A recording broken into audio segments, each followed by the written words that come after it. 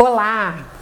Mais um encontro nosso aqui, Oncolovers carecudos e carecudas. Vou falar um pouquinho porque eu tenho respondido tantas perguntas, de pacientes, de pessoas conhecidas que têm me enviado, das meninas da Fundação Laço Rosa, mas eu ainda não comecei do início. Então agora eu parei, pensei e falei, quero gravar sobre câncer e localizações e o que vai interferir metabolicamente.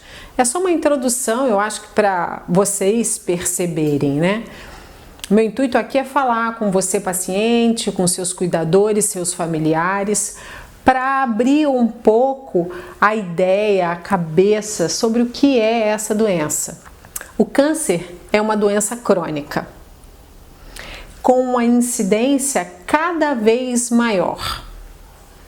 E aí, a gente tem uma característica dos pacientes muito heterogênea em relação, por exemplo, na avaliação nutricional, como é que está o biotipo desse paciente. Então, para começar, eu acho que é melhor eu definir o que é câncer. Câncer não é uma doença. Câncer é um conjunto de doenças que, com o avançar da medicina, cada vez mais a gente tem visto como essa doença é heterogênea e também com uma diversidade genética muito grande. Então, se a gente pudesse dizer no plural, seriam cânceres e não câncer. É a primeira coisa. E quais são os mais comuns que a gente tem? Hoje a gente tem os 3 cânceres mais comuns. A gente tem mama, próstata e tem câncer de intestino, que é o câncer de cólon. Eu escrevi cama? E aí, dentro dos tipos de cânceres, a gente tem os mais comuns: mama, próstata e o intestino. Na verdade, é câncer de cólon. Mas a gente também tem os cânceres de cabeça e pescoço, fígado, pâncreas, pulmão. Qual a diferença entre esses pacientes? Como é que esses pacientes chegam no consultório do nutricionista? O câncer de cabeça e pescoço, como o próprio nome diz, atinge regiões de cabeça e de pescoço, geralmente relacionados à região de cavidade oral. Então você imagina que esse paciente chega para mim já com dificuldades de deglutição, com dor ao deglutir ou dificuldade para deglutir. Se eu for fazer uma aposta com você, como é que está o estado nutricional desse paciente meu que tem alguma doença em cabeça e pescoço? Esse paciente tende muito mais a ser um paciente que tem desnutrição. Isso é um paciente que vai chegar para mim referindo que está com um longo período de doença, com o passar do tempo, na verdade, ingerindo cada vez menos alimentos, ou preferindo, por conta da dificuldade ou a dor de deglutir, alimentos mais líquidos, finos, amolecidos, mais fáceis. E aí esse paciente, por conta disso, faz um consumo corporal e chega emagrecido para mim. Por outro lado, se esse paciente tem uma doença nas glândulas fígado e pâncreas, que são glândulas responsáveis por digestão alimentar e produção enzimática também, esse paciente pode conseguir comer. Mas depois que esse paciente come, ele tem dificuldade de metabolização ou de produção enzimática para que haja digestão desses nutrientes. Então, esse paciente chega para mim também com consumo corporal.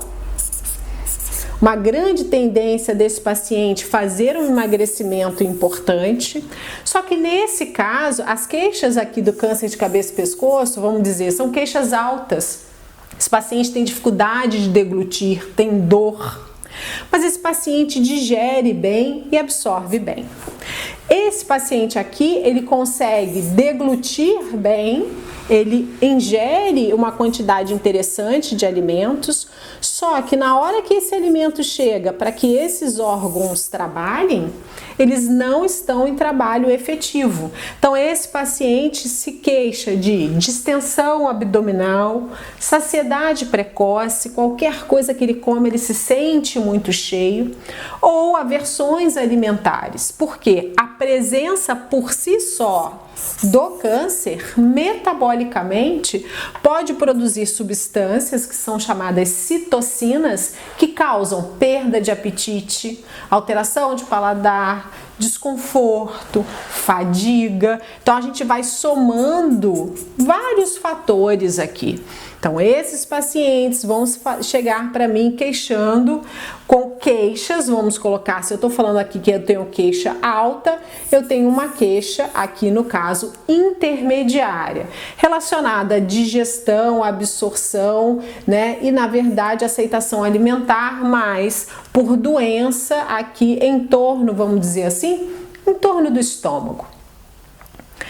Esse paciente, por exemplo, que chega para mim com câncer de pulmão, ele faz uma produção dessas substâncias que são as citocinas em larga escala.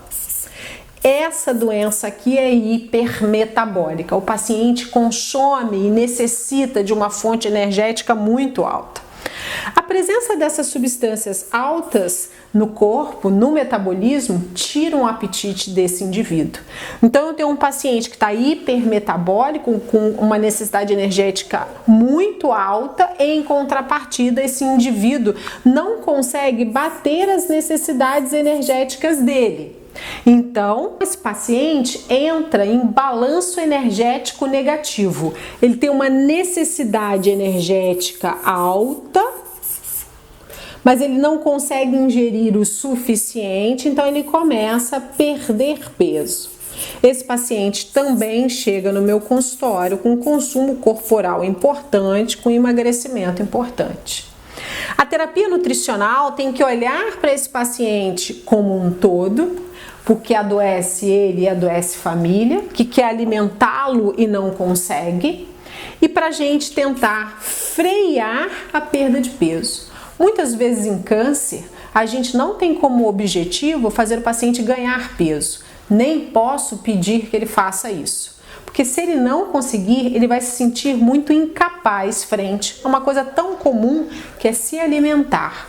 Então, eu tenho que fazer com que a família entenda que essa perda de peso é relativa à presença da doença ou, nos casos que eu coloquei aqui em cima, em relação à localização da doença.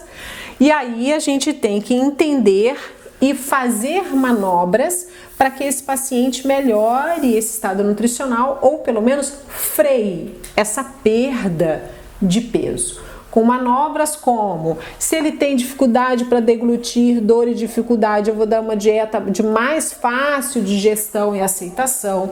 Se esse paciente não está digerindo bem, eu vou usar suplementos ou manobras para que eu faça e acelere esse processo de digestibilidade dele.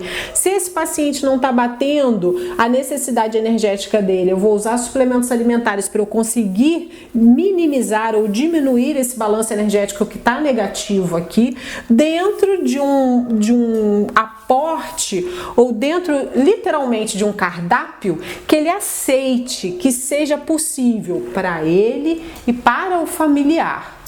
Se eu pensar nesse paciente aqui, ó, que é um paciente de intestino, vamos colocar aqui, ó, o top 3 de câncer que a gente tem hoje mundialmente, o Brasil acompanhando nisso, né? Esse paciente, ele não vai chegar para mim por conta de localização de doença, ok? Apresentando disfagia ou dinofagia, queixas em relação à digestibilidade. O problema do meu paciente de intestino é justamente um problema absortivo. Ele não consegue absorver de forma plena. Esse paciente aqui é um paciente que já chega para mim ou em pré-operatório para preparar para essa cirurgia ou em pós-operatório imediato. Porque qual é o tratamento básico para essa doença intestinal? É uma ressecção cirúrgica. É retirar essa doença, retirar uma margem de segurança E aí eu tenho esse intestino remanescente e eu vou trabalhar em nutrição para saber o que eu tenho de intestino remanescente. Quais os nutrientes ele não está conseguindo absorver? De que forma eu vou fornecer esses nutrientes? Vou modular esse novo intestino ou essa parte intestinal que me resta? Qual é o estado nutricional desse paciente? Esse paciente também é um paciente muito possivelmente que pode aparecer para mim com algum grau de depressão nutricional, mas não necessariamente. Esse paciente, porque essa doença intestino, assim como a doença mama, assim como a doença próstata, estão relacionados com má alimentação. Então, aqui eu posso ter indivíduos bem diferentes no câncer. Eu li uma vez uma aluna perguntando se o câncer é uma doença hipermetabólica, eu tenho que hiperalimentar todos esses pacientes, não posso fazer estratégias de minimizar a oferta nutricional? Não, eu não posso generalizar. O câncer é uma doença multi e é uma doença plural, é um conjunto de doenças. Então, só aqui, de forma muito simples, tá? E rápida, eu separei aqui quem são esses doentes que a gente pode encontrar. Esse paciente que tem desabsorção, como a gente tem uma relação aqui muito hormonal como causalidade de doenças de mama, próstata e intestino, eu tenho uma possibilidade muito grande desses pacientes deste lado aqui terem sobrepeso e obesidade, com uma relação de circunferência de cintura elevada, pacientes que já têm um histórico pré-inflamatório. A sobrepeso e a obesidade por si só são doenças inflamatórias, então eu já tenho este paciente aqui. Será que esse paciente aqui, porque ele tem sobrepeso e obesidade, ele não merece a mesma atenção desses meus pacientes aqui, que eu posso chamar, como estão muito emagrecidos, de desnutridos? Não, porque estes pacientes aqui também muitas vezes estão desnutridos. Eles têm uma deposição de gordura muito maior no corpo, mas em detrimento com uma massa muscular, pouco músculo no corpo. Músculo, massa muscular, células de resposta muscular, né, de aminoácidos, eu costumo dizer que são células inteligentes. Eles têm menos células inteligentes e mais células de tecido adiposo. Esse paciente aqui, eu posso dizer que ele também está desnutrido. A gente chama esse consumo de massa muscular, né, desse paciente oncológico de sarcopenia. E eu posso ter um indivíduo sarcopênico estando ele obeso ou um indivíduo sarcopênico aqui num processo já de desnutrição ou de caquexia própria do câncer. Eles merecem atenção também. Uma terapia nutricional que forneça a eles todas as vitaminas, minerais, carboidratos, porque são fonte energética primária para a resposta imune. Todos esses pacientes aqui, salvo alguns, né, que dependendo do estágio da doença que estejam, não vão precisar de quimioterapia. Vão fazer outros tipos de tratamento. Mas todos esses pacientes usando e sendo submetidos à quimioterapia precisam e merecem de uma terapia nutricional adequada a cada caso, localização, e aí a gente vê, se eu tiver uma localização de cabeça, pescoço, tubo digestório, eu vou ter um tipo de paciente. Se eu tiver outras doenças em outras localizações, eu vou ter um outro tipo de paciente. Mas a atenção tem que ser a mesma, porque este paciente aqui desnutre assim como esse paciente. Mas nesse aqui, como eu poderia dizer? Sem grandes estratégias e manejos familiares de extra cuidado com a alimentação. Uma alimentação adequada, contínua, fracionada, rica em vitamina e mineral, com rodízio de oferta de fitoquímicos, de compostos bioativos, e aqui eu tenho que dar uma atenção muito plena, fornecimento calórico e proteico, porque esse paciente está com consumo muscular muito grande. Sendo que qualquer paciente desse, repito, tem consumo de massa muscular. Quanto mais massa muscular o meu paciente perde durante o processo quimioterápico, mais esse paciente intoxica da quimioterapia. Então eu tenho que otimizar ou tentar minimizar perda de massa muscular nesse paciente durante o processo doença ou tratamento, seja ele tratamento quimioterápico, radioterápico ou cirúrgico, otimizar isso, estimular a atividade física no paciente oncológico. Isso há algum tempo atrás a gente nem falava. Hoje é prescrição para que o paciente, inclusive durante o tratamento, faça atividade física. Precisa otimizar essa concentração de massa muscular para que ele intoxique o menos possível da quimioterapia. Talvez aí esteja a explicação, se você tiver um familiar em casa que está muito desnutrido, consumindo muito e faz muita fadiga e depleta muito durante o processo quimioterápico, muito possivelmente é porque você tem um paciente com consumo muscular muito intenso, ou que ele apresentou uma perda de peso muito grande em curto espaço de tempo, desde o processo do diagnóstico.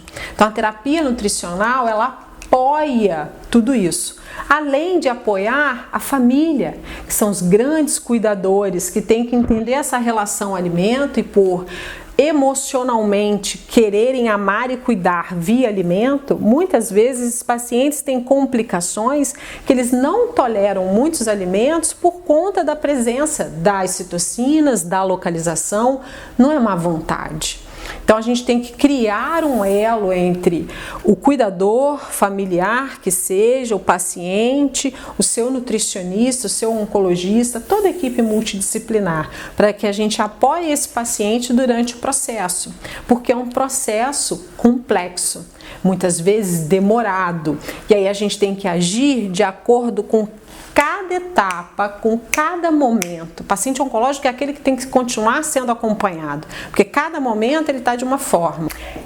Então, esse é só um pouquinho do que é a complexidade dessa doença, mas o mais importante, tudo isso daqui vai passar. Eu espero que você encontre equipes multidisciplinares que apoiem você durante todo o processo, que entendam o que vocês estão passando. E se precisarem de mim, mandem recado, mandem direct, porque eu encontro aqui minha missão e propósito de vida.